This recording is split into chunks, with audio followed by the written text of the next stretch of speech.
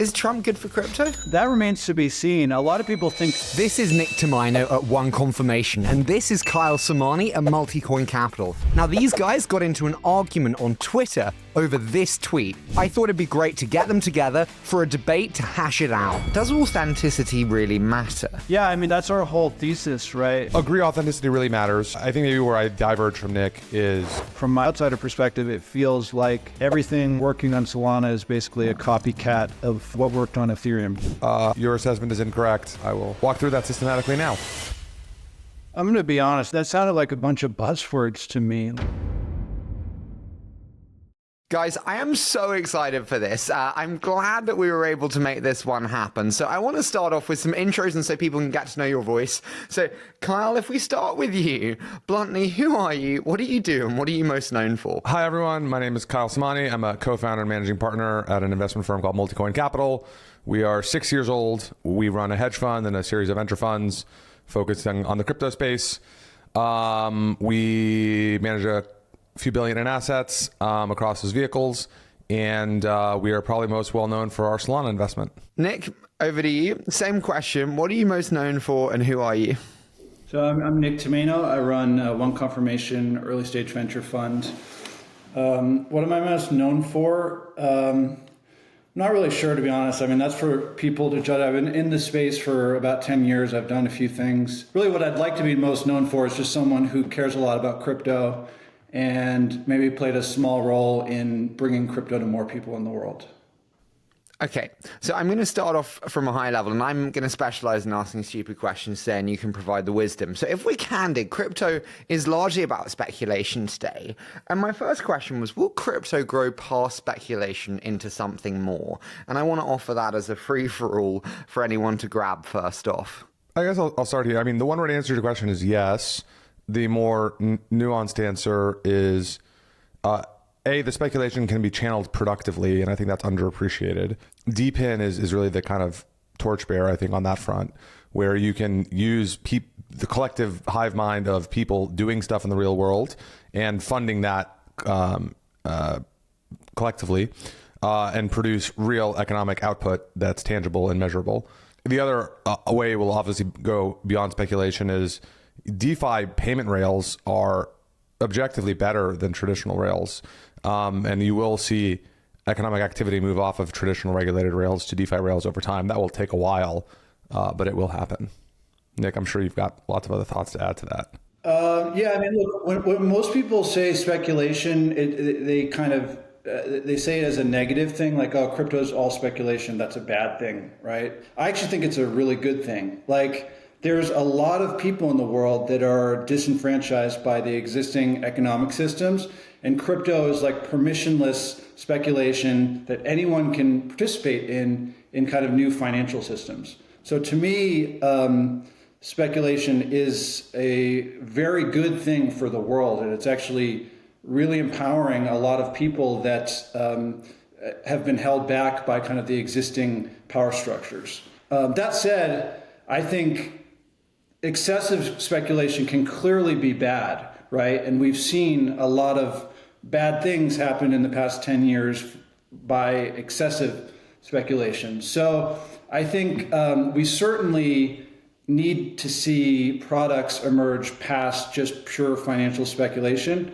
And that's really what we're focused on as a fund is trying to find what those are going to be. I think for us, the past 6 or 7 years has been, investing in the speculation kind of use cases, and that's done well, obviously. But the next 10 years is going to be about beyond speculation is how we think about it. Nick, what does excessive speculation mean? And is that the same as shilling? Just help me understand the terminology. Is excessive also just like the quantity, or is it the quality of the speculation? Well, look, I think when everything is open, crypto has kind of been this free-for-all. And of course, there's some regulation, but it is the most kind of open, transparent industry. And when you have an industry like that, you can see greed get the better of people, right? And I think we've seen a lot of kind of main characters who are, I would describe as just having this soulless greed for attention, for money. That's excessive speculation, that the greed getting the best of them. And so, I would say you could look at the three major blowups in crypto in the past, 2 years. One was obviously FTX. Another is kind of Luna Terra with Do Kwon and 3 Hours Capital. I would describe those as kind of showing what can happen when speculation goes wrong. And there's lots of different manifestations of it, but to me, those are kind of three kind of key examples. Is when speculation goes wrong shilling? Sorry, for people outside of the industry, there's shilling and I think there's rugging. No, because shilling is just talk. Speculation is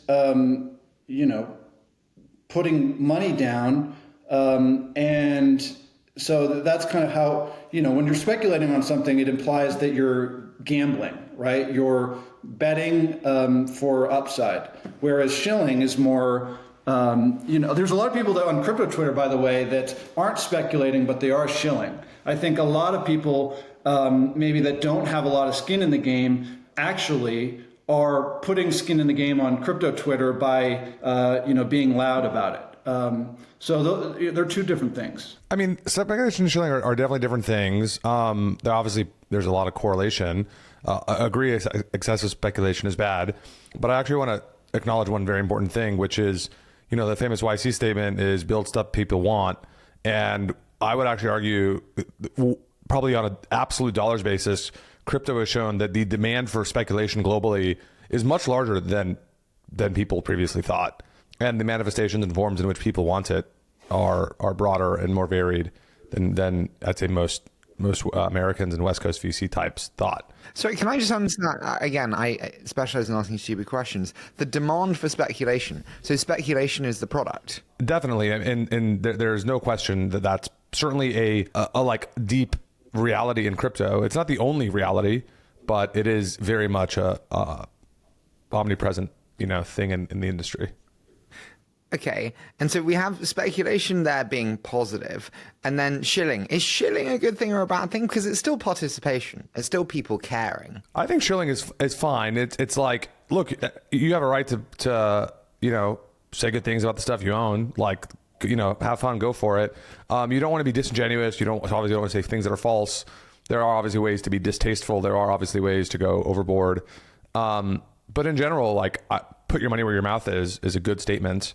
And like, you want people, if they own something and they genuinely believe it's good for whatever reason, like they should talk about it. Shilling is human nature, right? Like, shilling is not new to crypto. Whatever tribe humans are in, they shill for that, right? So the main tribes people in the world care about, I would say right now, are countries and religions, right? And shilling in countries and religions leads to actual like physical war and death.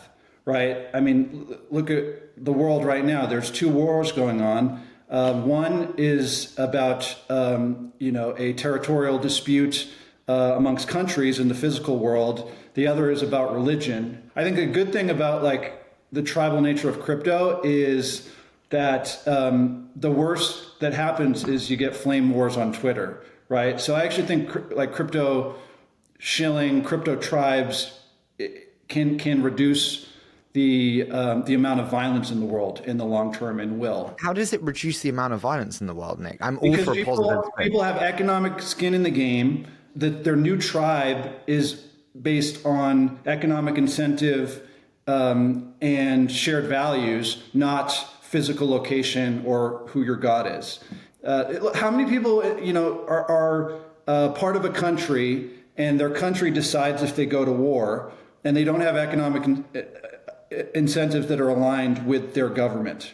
I think more and more people are just going to feel more attached to their crypto tribe than their like country tribe or their their religious tribe, and I think that's potentially a good thing. That said, I think excessive shilling is bad, and especially in bull markets when everyone is looking at the space. I think if you're like a leader in the space, I think shilling is is pretty toxic, and there's a big crypto Twitter influencer culture of these people that are shilling loudly, dumping on retail, and that gives a bad experience to new people and actually sets the space back a little bit. Can I ask, why does Solana get a lot of stick or criticism when Ethereum or Cosmos maybe doesn't? Again, I'm a naive outsider, but I see that. Why is that? Look, Ethereum got a lot of hate from the Bitcoiners back in the day. That's largely gone away.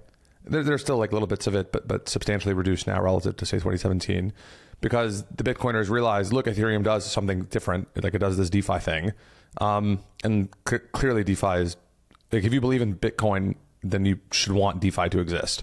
Solana is a credible threat to Ethereum, and people, they don't like it when they think that their investments they hold face a credible threat. Carl, Nick, how do you feel when you hear that? I agree with part of that. I mean, the main reason, look, is like, as we've talked about, like humans are tribal, and most people, once they become part of a tribe, once they make a lot of money from the tribe or have success or whatever, they become part of that tribe. And so Solana is a new tribe that has done well, financially. I think for me, it's a little more nuanced, like especially relative to like Ethereum and Cosmos.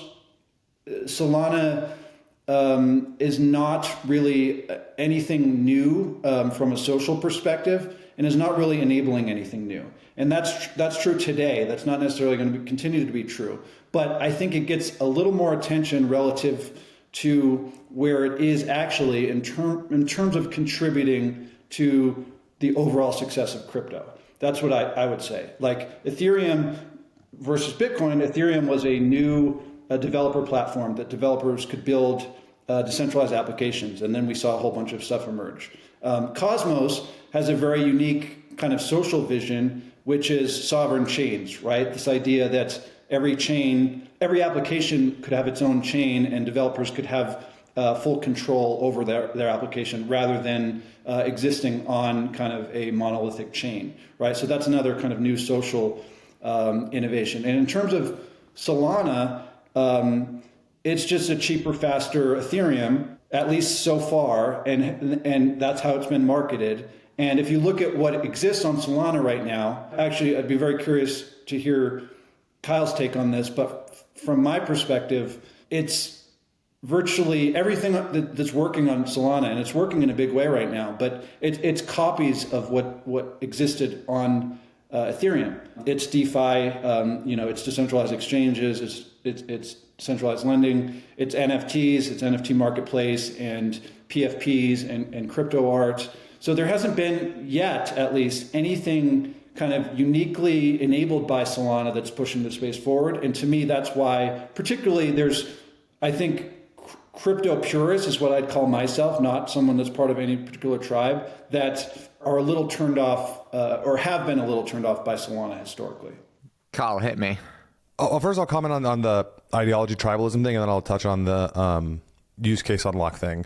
Agree that the kind of core ideologies are different, as Nick alluded to. I think the other thing that is pretty different, and this gets less attention, but I think is actually probably more important, is like commercial orientation of the ecosystem. Ethereum is very focused on public goods funding, very focused on kind of general welfare, and Solana is like very directly capitalist in kind of the more traditional sense of the word. And you see this just in look at like how the Solana Labs and Foundation work versus the Ethereum Foundation. The Ethereum Foundation is very hands-off, very Switzerland, very, hey, the ecosystem is going to do what it's going to do.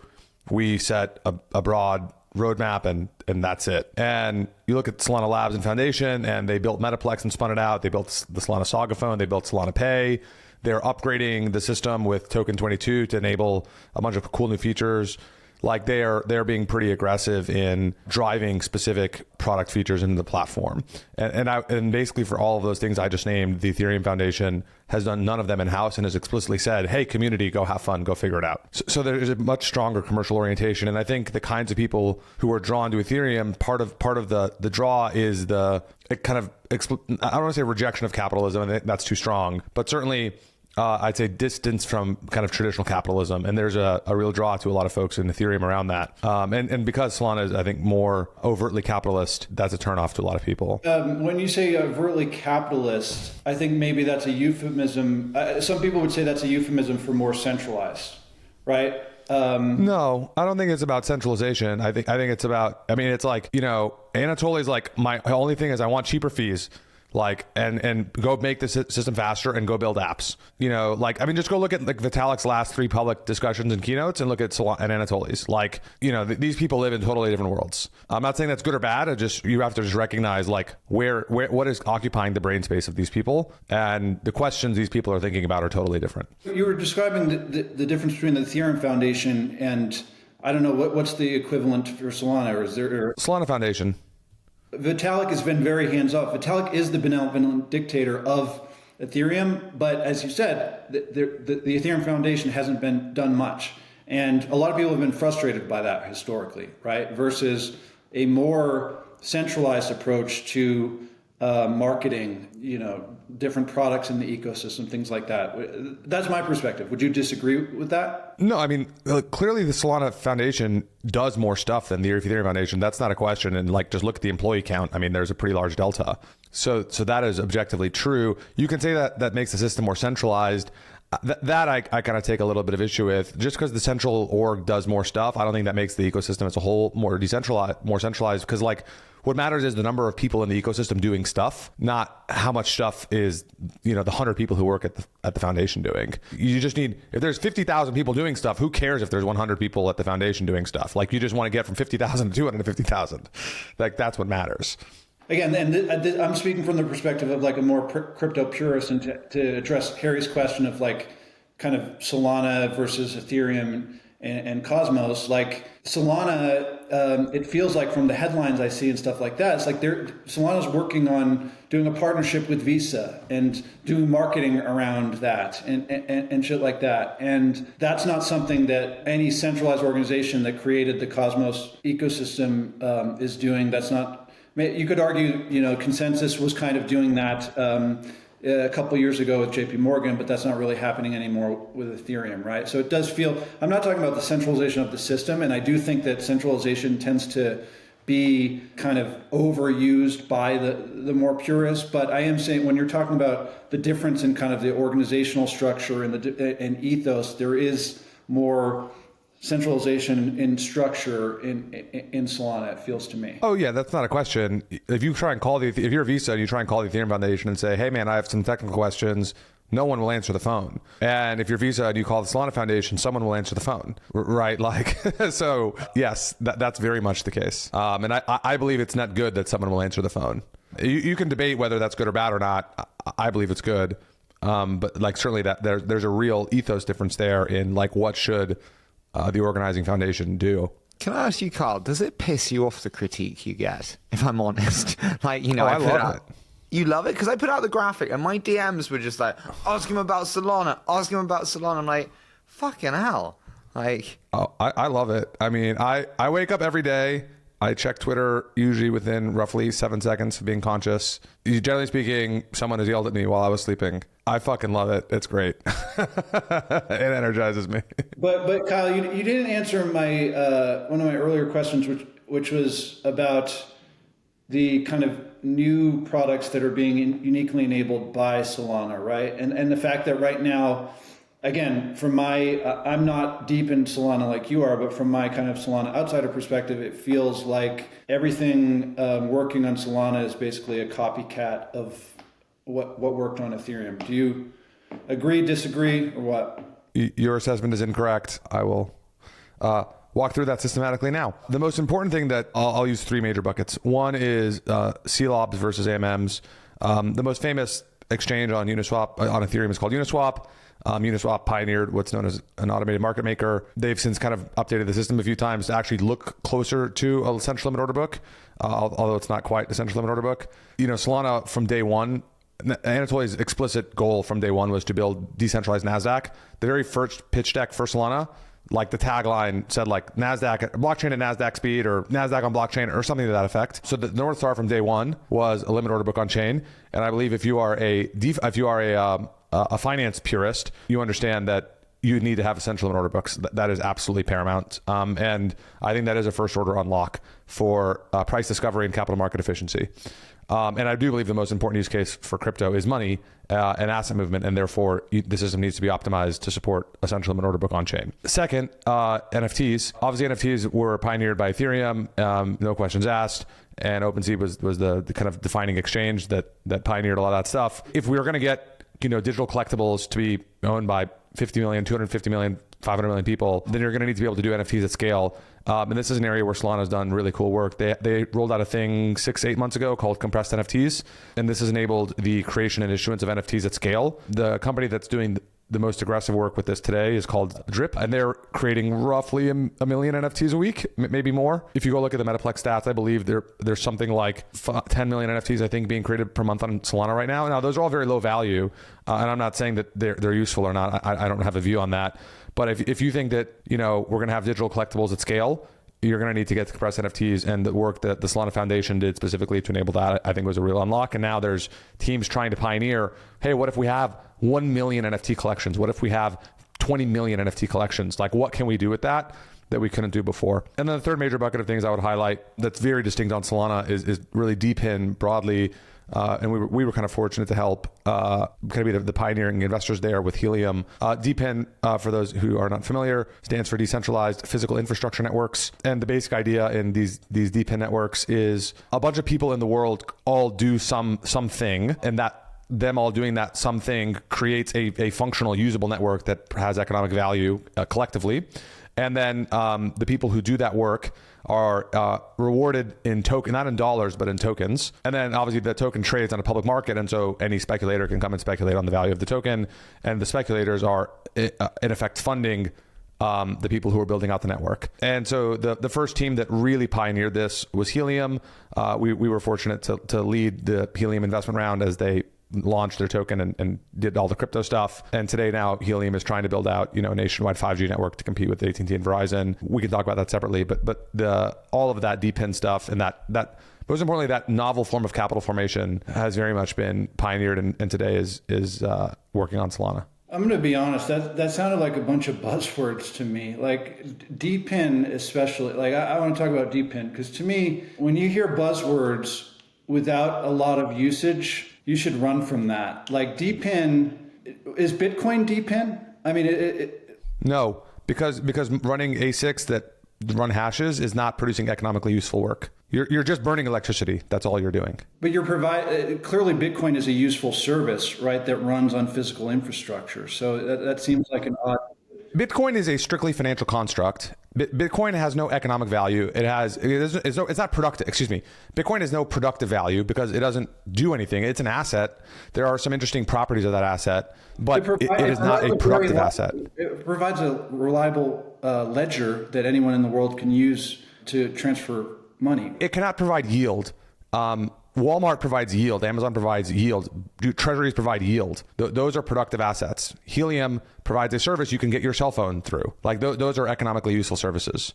So you're defining DePIN with the nuance of what you deem as like useful service. I don't really understand. Yeah, look, securing a ledger is like circular. Like the ledger is valuable because you secure the ledger. Like it's by definition circular. Whereas provide cell phone service to people is like definitively not circular. I have hotspot in my window. It produces a radio wave. Guy walks by nearby, gets to use that to access internet. That is not circular. Like I am providing a service, and that guy is purchasing that service. Do you own any Bitcoin? Well, so you listed 3 Solana use cases, and there may be interesting new things that they're adding, but those 3 they're not actually bringing in new people in a big way yet. Would you agree with that? I absolutely reject that premise. I mean, Hiive Mapper has mapped over 10% of the world's roads in 1 year. And Hiive Mapper is now, they have signed multiple customers who are buying this mapping data.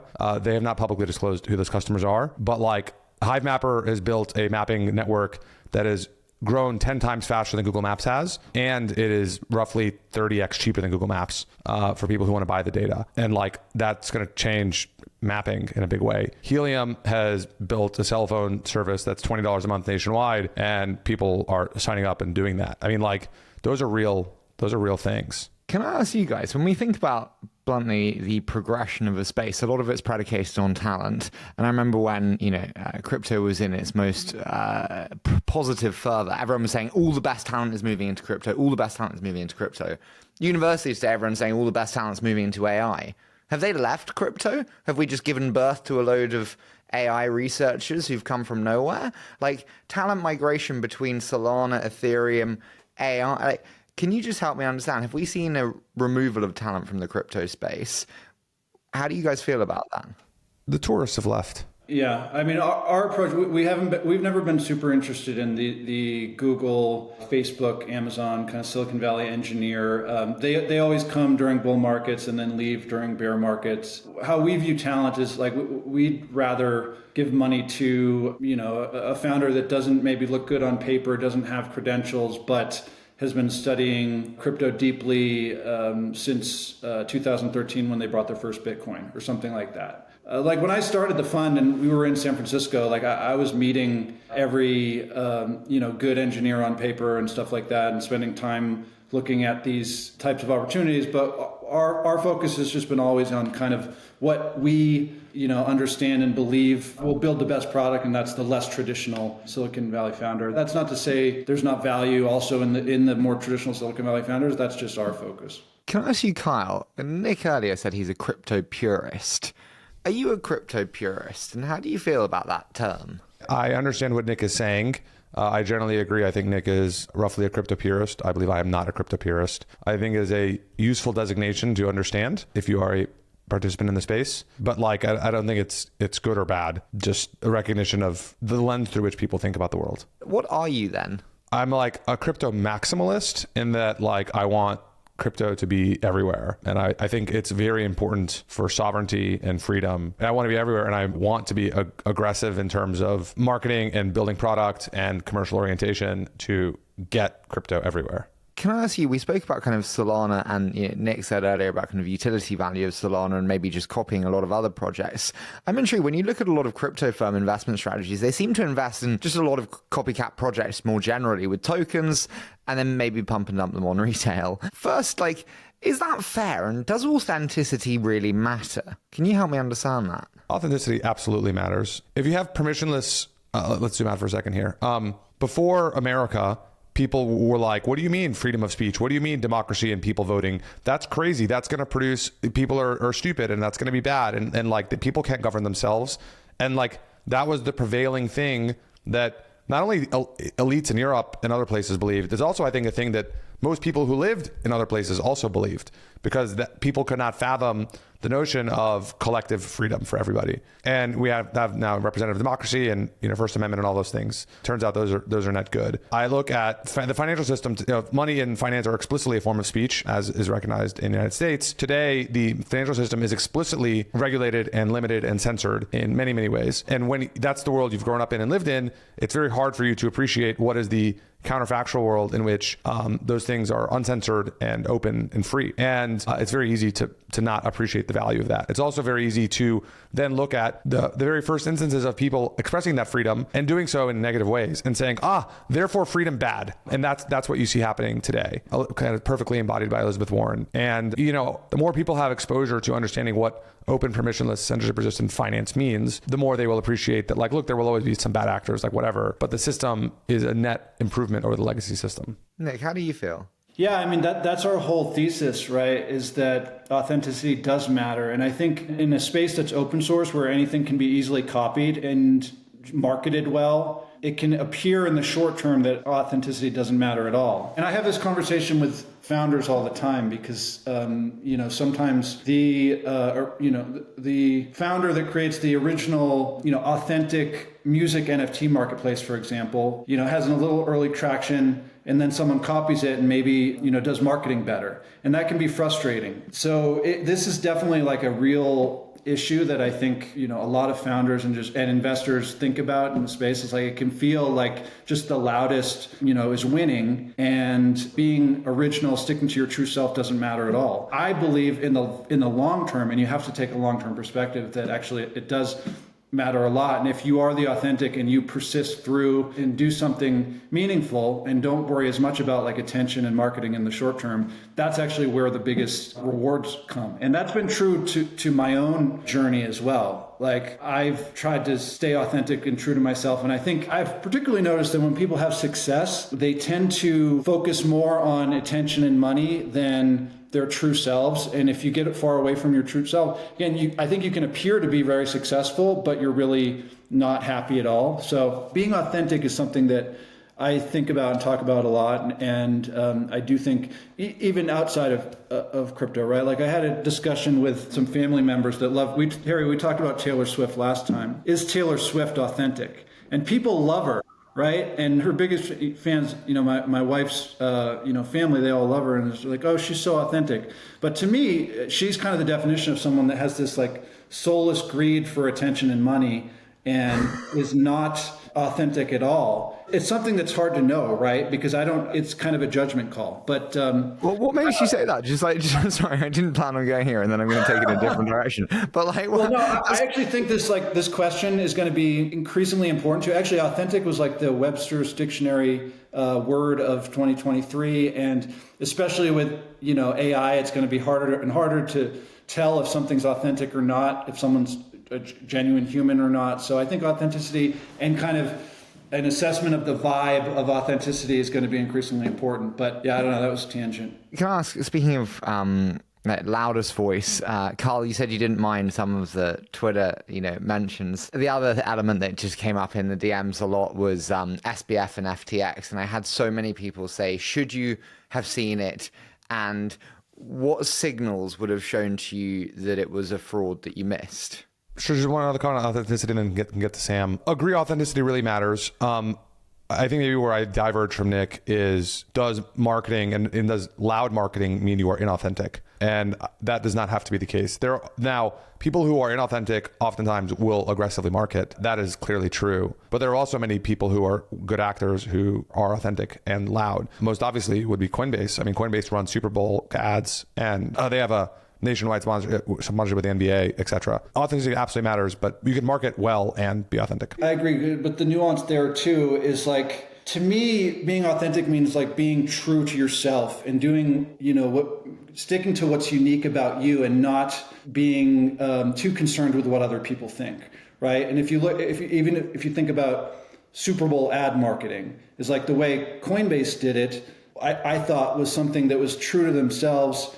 And true to the brand, and it wasn't, like getting the biggest celebrities and just putting them in the ad and doing something that would get the most attention. It was being true to, what makes Coinbase unique versus something like FTX, which I thought, we all know all the celebrities involved and stuff like that. It was very, and I remember I actually tweeted this out during those two Super Bowl ads. It's like that FTX Super Bowl ad felt very inauthentic to me. It was Larry David and Tom Brady or something, and it was clearly very concerned with what other people think and just trying to get the maximum attention in the simplest way. And people that optimize for marketing, that's often what they try to do, right? Yeah, I mean, FTX was inauthentic. I think Coinbase has generally marketed itself in a way that is authentic to its brand. We're not here to debate Coinbase's authenticity, other than to recognize I think they've generally been a good acting, authentic player.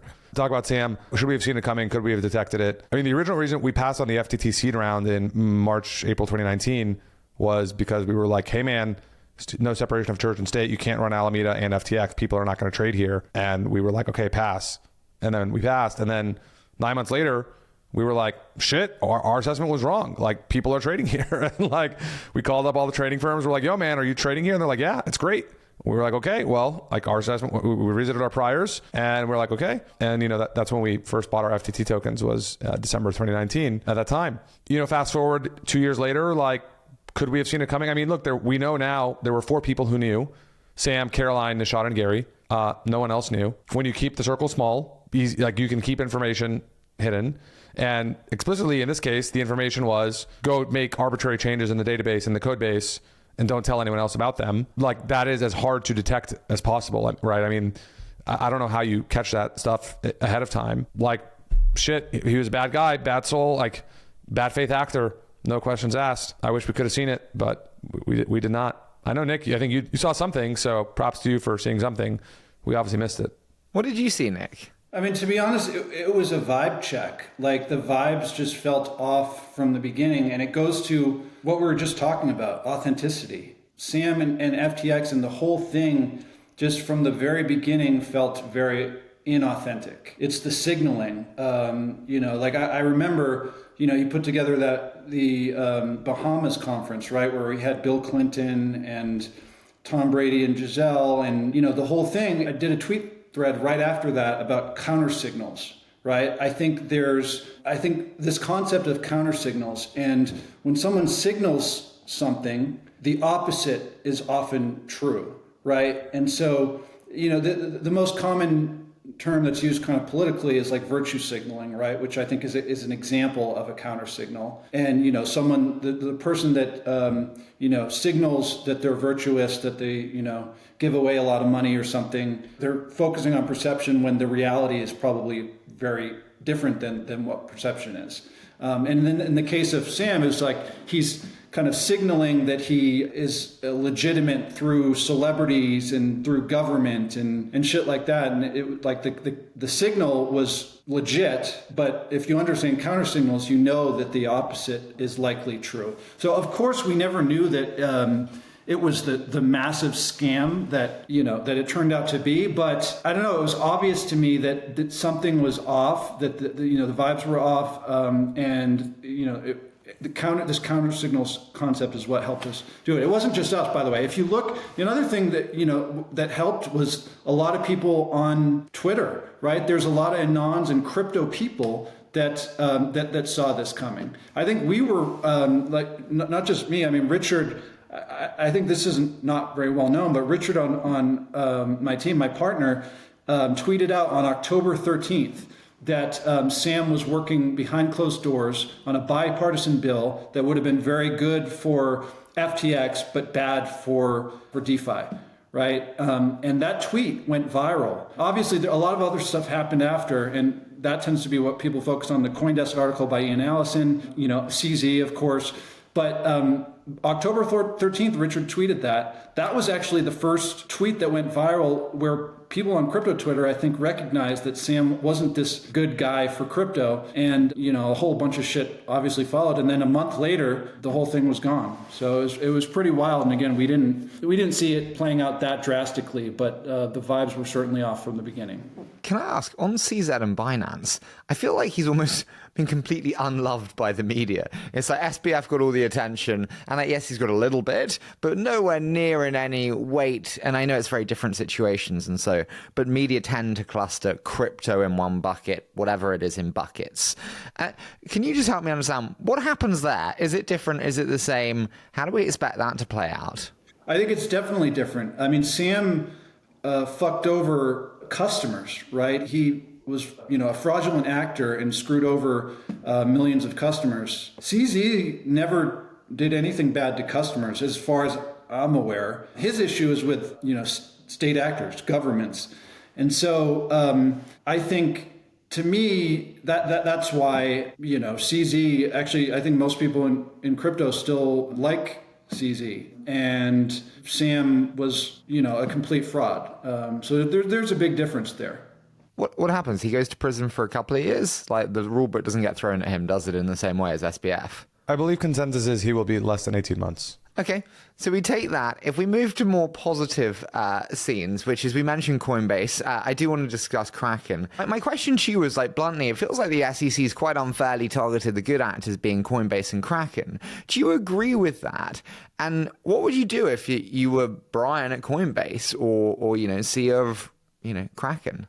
Sure. I mean, if I was Brian at Coinbase, I think he has roughly played it correctly, which was did his best for many years to play nice, go ask for permission, show up, do the dance, talk to the regulators, be as above board and transparent as possible. Did that for, 3, 4, 5, 6 years, something like that. Effectively, at the end of it, the SEC was like, JK, we don't care. We're going to sue you now. And as a result, he's now publicly turned more, antagonist. Him and Paul, and there's obviously been a very coordinated strategy on their part of being more rebellious. And that was absolutely the right way to play it.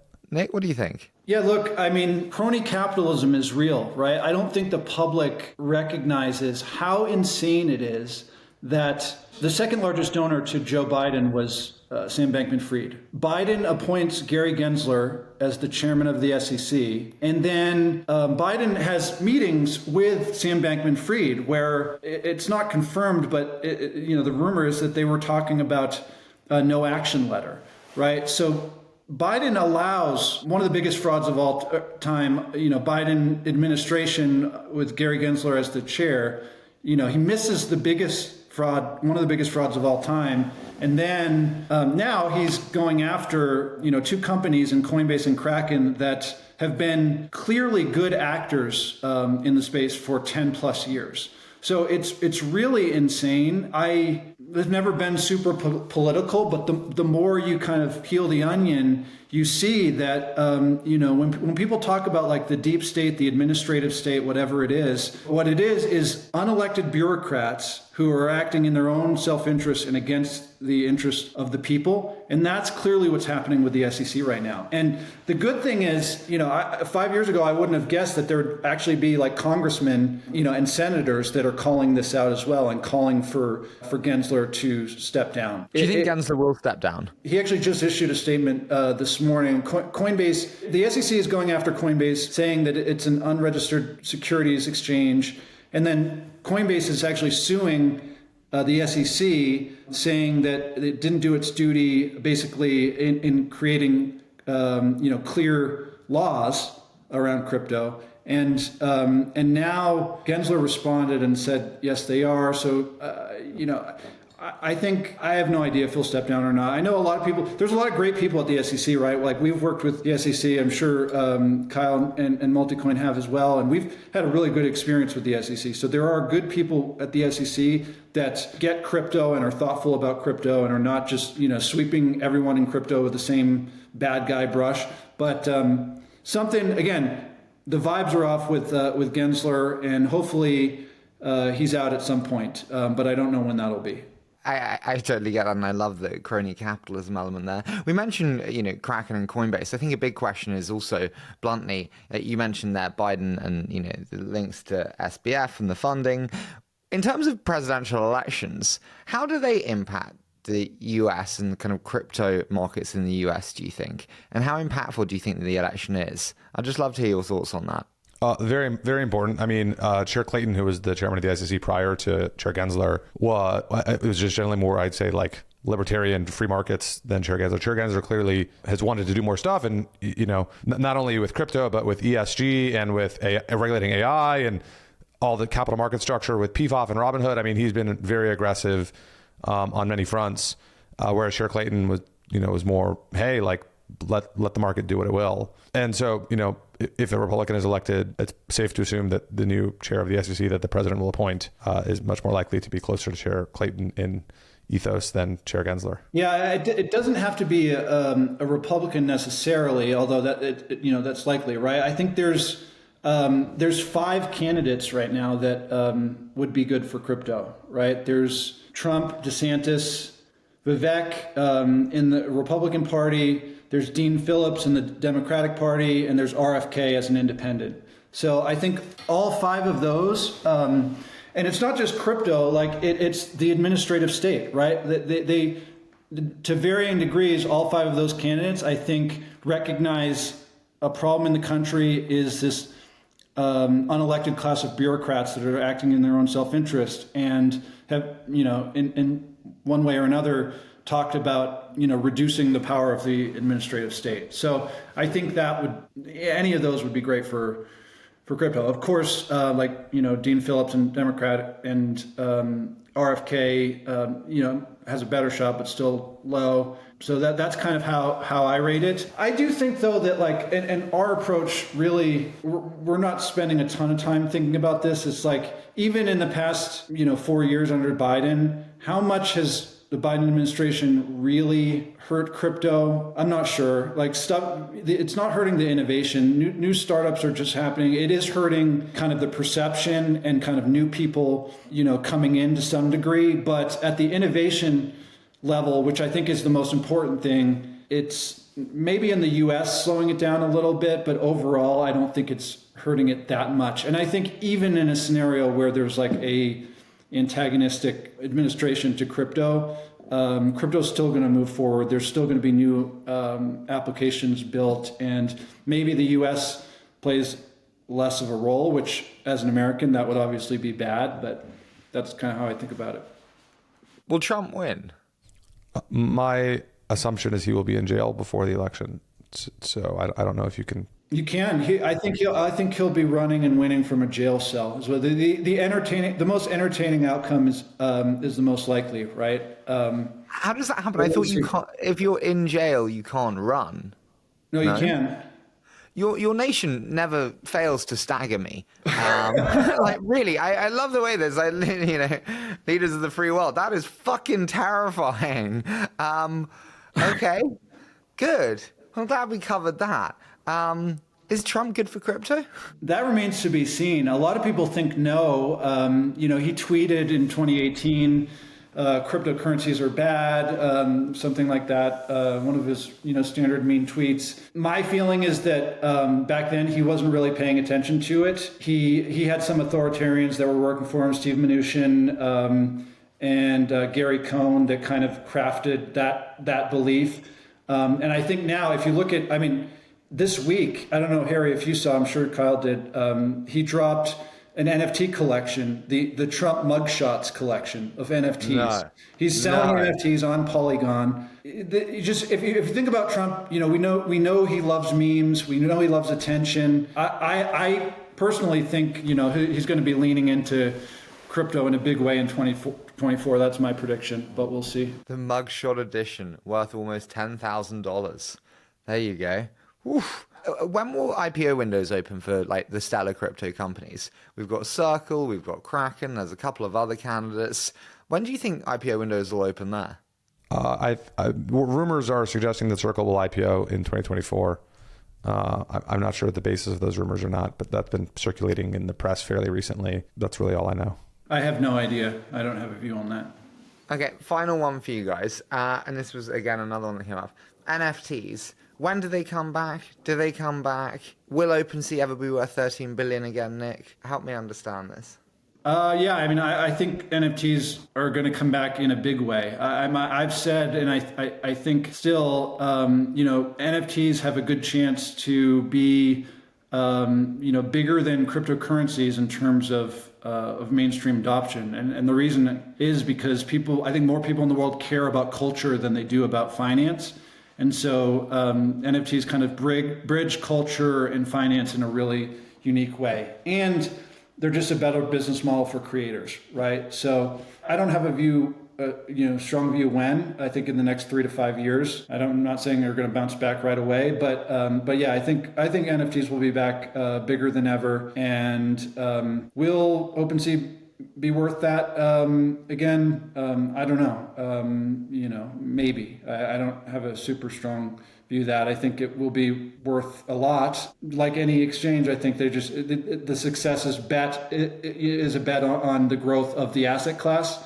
And so that's kind of how I see it. Guys, what do you think is like vaporware today that many other people think is valuable? Like many people think NFTs are like, I'm forgetting, but was it the petal or the tulip, economy that was created in Europe in the 1700s and saying kind of vaporware bullshit, whatever, whether it's right or wrong. What do you think is like vaporware that everyone else believes is valuable in the crypto ecosystem? Look, there's a lot of assets in the top 10 that most people who are sophisticated retail market participants view as, garbage, XRP, Cardano, Litecoin, Bitcoin Cash, etc. I cannot explain to you how those assets are trading 9-10 figures a day and who is buying them. It has been a mystery for a very long time, continues to be one. But like very clearly, there's nothing of substance happening there. Well, they're good memes, right? Don't you think memes matter a lot in crypto? And if you have a meme that persists over time, then you have value, right? Memes clearly matter. That's not a question. Yeah, look, memes trade at crazy prices. Again, empirically, that is true. I don't love it, but obviously it's true. Guys, I want to move into a quick fire. So I say a short statement, you give me your immediate thoughts. Nick, we're going to start with you. What worries you most in crypto today? Carl gets the nicer one. Sorry on this one. Well, I've talked a little bit about it, but the administrative state, right? I think it is true that there is kind of a ruling class in the U.S. and around the world that has the power. And crypto, I think it's still not fully appreciated how empowering crypto is to people.